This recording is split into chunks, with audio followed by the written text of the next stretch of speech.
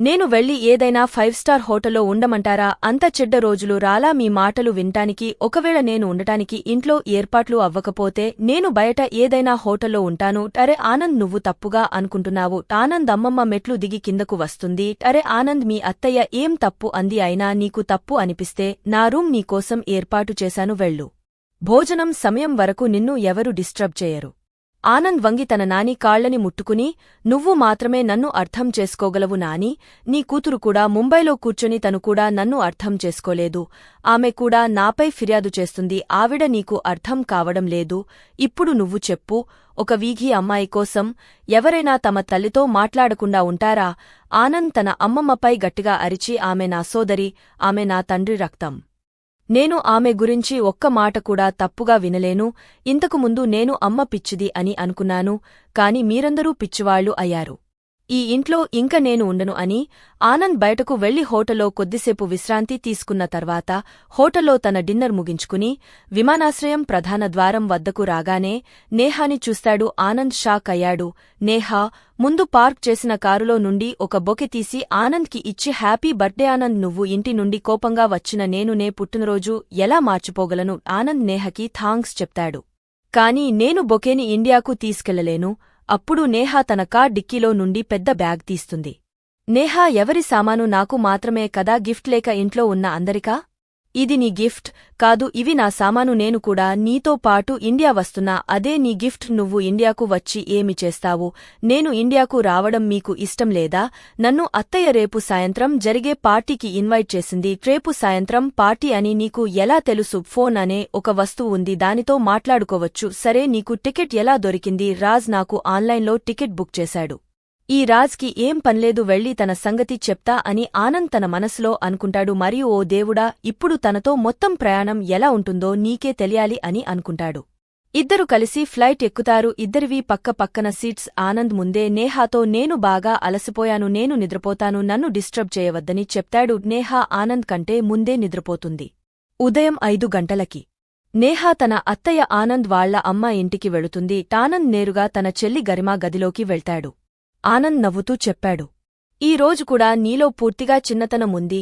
నా ప్రియమైన సోదరి, నేను నిన్ను చాలా ప్రేమిస్తున్నాను. చూడు, మీ సోదరుడు వచ్చాడు. నేను మీకోసం వేచి ఉన్నాను. ఏమి చేయను? ఒక ప్రత్యేక బంధం మనిద్దరిది. నేను నీ నుండి దూరంగా ఉండలేను. నీ తల్లి మరియు తండ్రి అయి నేను నిన్ను పెంచాను. మరియు మన సంబంధాన్ని అర్థం చేసుకోలేని వ్యక్తికి నా జీవితంలోకి ప్రవేశం లభించదు. మరియు గర్మను చూస్తూనే ఆనంద్ స్వయంగా కుర్చీలో నిద్రపోతాడు. గర్మ నిద్రలేచి, ఓహ్ గాడ్, 8 గంటలు అయింది.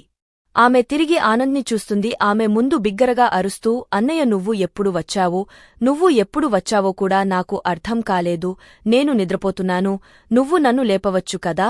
పుట్టినరోజు శుభాకాంక్షలు అన్నయ్య అంటూ గర్మ ఆనంద్ ని కౌగలించుకుంది. నీకు కూడా పుట్టినరోజు శుభాకాంక్షలు చుట్కీ. నువ్వు ఇలాగే జీవితాంతం నవ్వుతూ ఉండాలి. అదే నా కోరిక. మీరిద్దరూ ఒకరినొకరు విష్ చేసుకుంటారా, లేదా మమ్మల్ని కూడా విష్ చేయనిస్తారా అంటూ రాజ్ మరియు సతీష్ వెనుక నుండి అంటారు. చేసే అవకాశం ఉందా? మరియు చుట్కీ, ఆనంద్, మీ ఇద్దరికీ జన్మదిన శుభాకాంక్షలు. చుట్కీ అని నన్ను ఆనంద్ అన్నయ్య మాత్రమే పిలుస్తారు. మీరందరూ నన్ను గరిమా అని పలవండి, మీకు సూటు అవ్వదు అంటూ నడుముపై చేతులు పెట్టుకోని గర్మ అంటుంది. సతీష్ ఆమె వెంట్రుకలను లాగి, సరే, ఇది ఎలాగూ మాకు సరిపోదు. మీకు మీ అన్నయ్య మాత్రమే ఇష్టం, మమ్మల్ని ఎవరూ ప్రేమించరు అన్నాడు. ఆనంద్ నవ్వుతూ, ఇప్పుడు చాలా మాటలు అయ్యాయి. అందరూ నన్ను ఆలింగనం చేసుకోండి. ఇదిలా ఉంటే మీకు కెనడా నుండి బహుమతి వచ్చింది. 3 సోదరీమణులు, సోదరుడు గర్మరాజ్ మరియు సతీష్ అందరూ కలిసి వచ్చి, త్వరగా చెప్పు బ్రదర్ అని అన్నారు. ఆనంద్ చెప్పాడు. నేహా. అప్పుడు వారు 3 కలిసి, అరెరే, దానికి గర్మా చిరాకుపడి, అన్నయ్యా, ఆమెని నీతో ఎందుకు తెచ్చావు? అది నీ రాజ్ అన్నయ్యనే అడగాలి.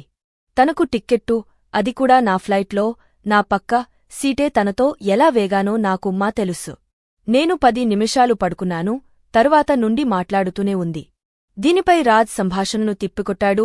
సరే, దీని గురించి తర్వాత మాట్లాడుకుందాం. సాయంత్రం అంతా సిద్ధంగా ఉంది. నేను హోటల్ ఒబెరాయ్లో చాలా బాగా ఏర్పాట్లు చేశాను కాబట్టి సాయంత్రం 6 గంటలకు అందరం కలుద్దాం. సరే బిగ్బీ మరియు గర్మ మరోసారి మీ ఇద్దరికీ పుట్టినరోజు శుభాకాంక్షలు చెబుతూ అతను తన ఆఫీస్కి వెళ్తాడు. సతీష్ కూడా కొన్ని సన్నాహాలు చేయడానికి వెళతాడు. గరిమ మరియు ఆనంద్ కూడా తమ ఏర్పాట్లు చేసుకుంటారు. నేహా ఇంట్లో అందరినీ కలుస్తుంది. ఆనంద్ తల్లి సావిత్రీదేవి చాలా సంతోషంగా ఉంది. ఎందుకంటే తను ఆనంద్తో కలిసి వచ్చింది. సాయంత్రం 7 గంటలకు మొత్తం కుటుంబం హోటల్ ఒబెరాయ్ వెళతారు. మొత్తం పార్టీ ప్రాంతం చాలా మంది బంధువులు మరియు వ్యాపార బంధువులతో నిండి ఉంది.